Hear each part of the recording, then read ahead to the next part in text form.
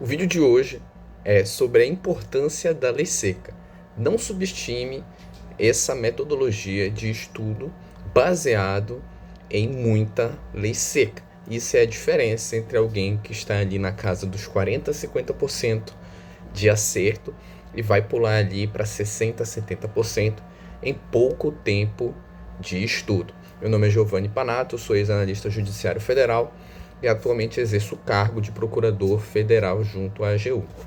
E essa é justamente o contexto da minha história, porque eu lembro que quando comecei a estudar me indicavam para ler livros, e eu estudava livros imensos, livro Pablo Stolze, doutrinadores clássicos do direito civil, que tinham lá 3 volumes de obra de direito civil e cada volume tinha aí seus 2.000, 3.000 páginas.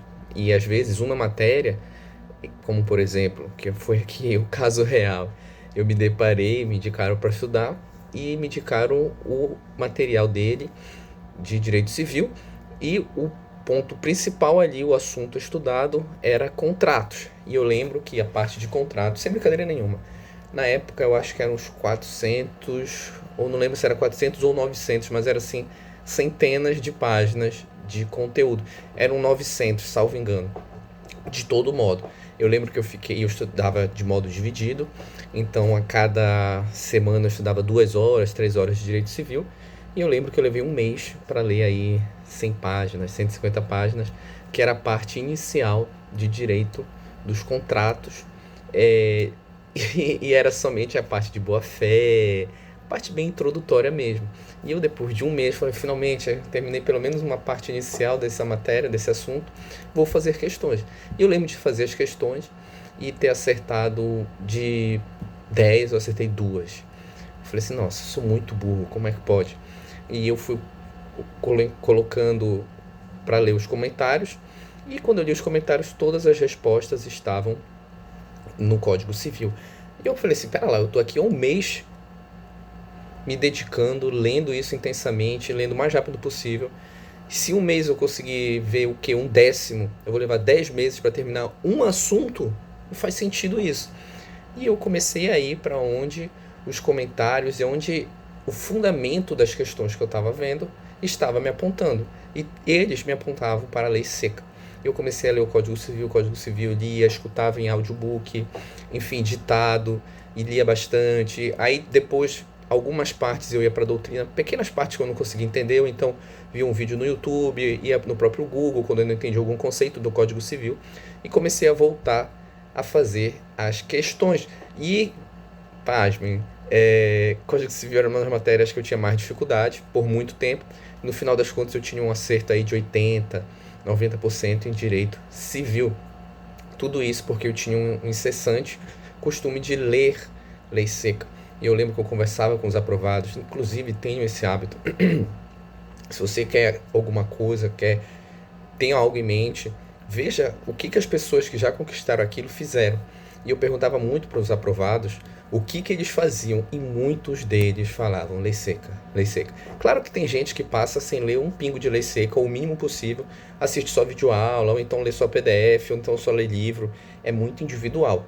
Mas o que eu vi de comum entre vários que eram aprovados era a leitura incessante de lei seca. E eu também adotei para mim esse hábito e fui aplicando isso ao máximo possível. E com a experiência eu pude comprovar que isso era altamente acertado, e você vai analisar uma prova, seja de qual cargo for, ela vai ter ali uns 60% no mínimo de lei seca. Então 60% do conteúdo você tem que ter o domínio da lei seca, porque é isso que está sendo exigido de você. Então se você relega, deixa de lado essa fonte de estudo da lei seca, você tende a ter uma piora no seu estudo, ou então tende a avançar com mais lentidão.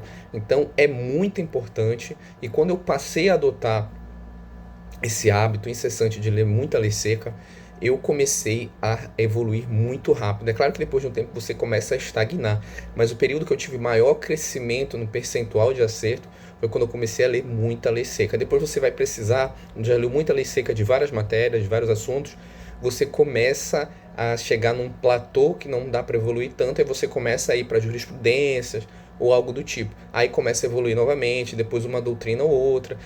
O estudo ele é como se fosse uma ponte entre onde você está e aonde você quer chegar, que é a aprovação. E a ponte é o estudo. A maior parte da estrutura dessa ponte eu reputo ser de lei seca, mas não é só isso. Para ponte você não precisa só do concreto, você precisa do ferro, do aço, você precisa das ligas, enfim, de vários materiais. Esses vários materiais são as várias fontes de estudo, como por exemplo doutrina, lei seca, a própria lei seca, vídeos, enfim, são várias fontes e os estudos e as várias fontes vão formando o estudo completo, que é essa ponte que vai levar para a aprovação.